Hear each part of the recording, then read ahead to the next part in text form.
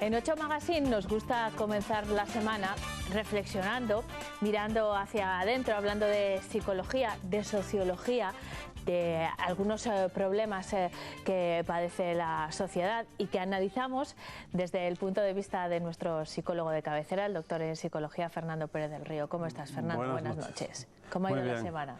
Muy bien, bien. Vamos a hablar hoy de un tema que está en la calle y está de plena actualidad desde hace algunos meses, por cierto.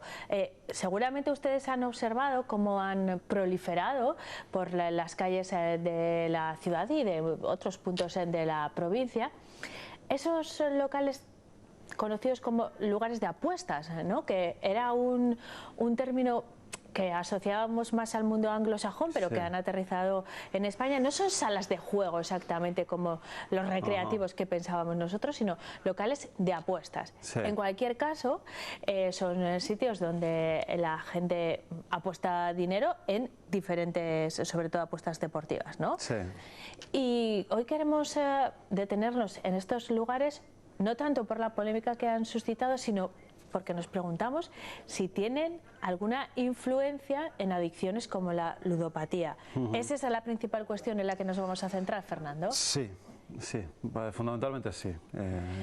Es verdad que el perfil, por ejemplo, de las personas que acuden a esos sitios es bien diferente al clásico de otros juegos como el bingo, por ejemplo, o las máquinas tragaperras, ¿no? Estamos hablando de un sector mucho más joven. Claro, esta es la cuestión. Parecía que la ludopatía era algo que habíamos más o menos, estaba tranquilito el problema, no aumentaba mucho.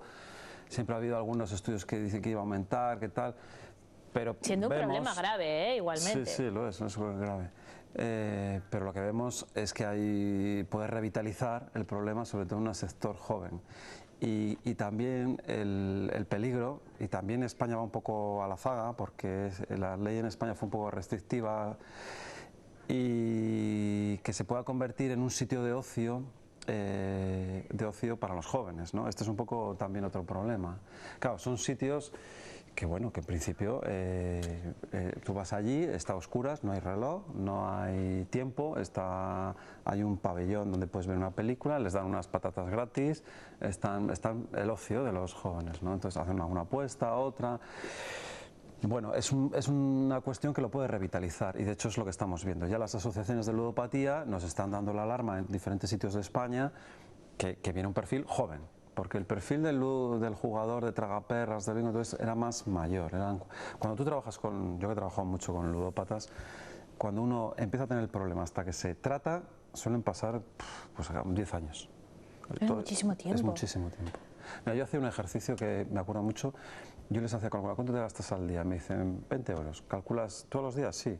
¿Calculas 20 años o 10 años con 20? Y son unas cantidades astronómicas. ¡Qué horror! Y entonces esto, lo que estamos observando es que, claro, una población envejecida con problema grave, pues empieza a elegir mucha gente joven, ¿no? Gente joven que al final es muy difícil la conciencia del problema de adicciones siempre, ¿no? ¿Por qué es? ¿Por qué viene? Porque les han robado a sus padres, porque han robado a la comunidad de vecinos el dinero, porque, etcétera, etcétera, contraen deudas, etcétera, etcétera. Fernando, hay para mí una cuestión, o yo cuando he reflexionado sobre este tema establezco una diferencia entre las personas que padecen algún tipo de ludopatía y juegan, por ejemplo, a las tragaperras, los que juegan en casa, online, por ejemplo, y este nuevo tipo, podríamos decir, que apuesta. En el primer caso y en el tercero tienes que salir. A mí, así a primera vista, me parece más peligroso y más difícil de detectar a alguien que juega desde casa en la soledad y bueno, a través del ordenador de una forma mucho más anónima. En los dos primeros, o sea, en el primer caso, con las tragaperras, que es en un sitio público, y en las salas de apuestas, me parece que tienes que pensártelo un poco más, ¿no? El hecho de salir, ir a un sitio, en lo que tú explicabas del local, hacer el sitio amable, también hace que te enganches un poco más. Digamos que esos locales yo creo que pueden atraer a varios perfiles. El perfil solitario y el perfil que se está socializando, ¿no? Esta es un poco la diferencia. Hay que pensar que las tragaperras, bueno, en otros países no hay. Tú vas a Portugal y a Francia y los bares son silenciosos. A lo mejor esto tiene que ver con los españoles, hablamos tan alto, ¿no? Dicen, pues claro, es alto. Bueno, pero eso es muy mediterráneo en general. Eso es la voz, el lenguaje, etc. Pero tampoco ahí te encuentras estas tragaperras, etcétera, o sea, que son...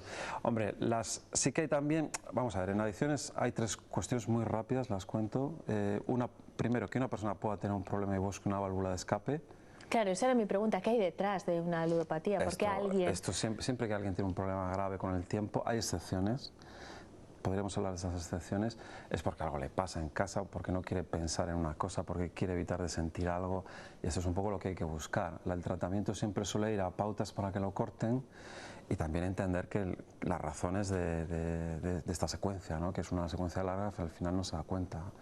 Después también es muy importante el objeto, que pueda ser más o menos intensidad. Por ejemplo, la lotería de Navidad, claro, tardas tanto que no te engancha tanto. Cuanto más inmediato, más te engancha. Por una tragaperras, estas apuestas deportivas, tú puedes apostar al inicio del partido, a ver quién mete el primer gol. Es muy inmediato. Esto ha cambiado. Claro, una quiniela tienes que esperar una semana, otra semana el premio. Cuanto más rápido se supone que va. Y a la tercera variable es el contexto, es decir, ¿cuál sería el ejemplo? En una ciudad como Las Vegas hay más ludópatas, ¿no? Porque lo tienes en todas partes, ¿no?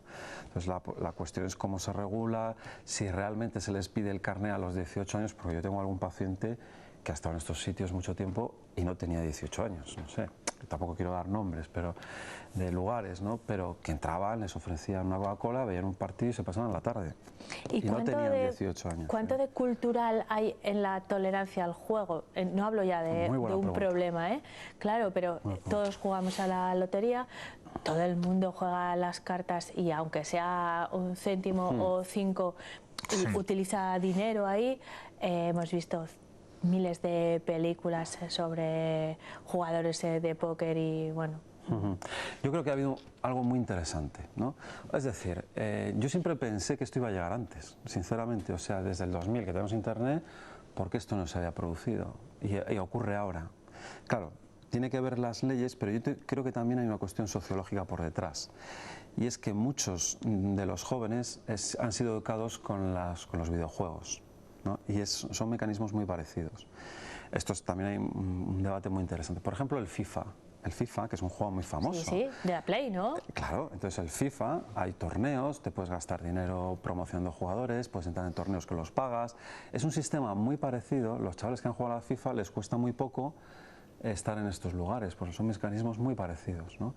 El FIFA, que se denunció en este sentido, que decía que había juegos de azar encubiertos. Entonces, si hay padres escuchándolo, pues que lo tengan en cuenta. Siempre que hay hay juegos que tienes un chat o tal, que tienes una conexión wifi, pues puede haber estos problemas con menores. Pero, por ejemplo, se habla mucho del FIFA, de este juego, ¿no? Porque el mecanismo, el comprarte dinero para aumentar la tal, que te toque un jugador, gastarte dinero, etcétera, etcétera, es muy parecido, ¿no? Entonces hay chicos que cumplen los 18 y para entrar en estos sitios, ¿no? Entonces es una generación, podemos decir, que por eso puede ser una explicación de por qué ha tardado tanto, pero que esta generación ya está aquí, me explico. Yo cuando trataba ludópatas me llamaba mucho la atención, digo, nadie entraba en internet, eran muy poquitos.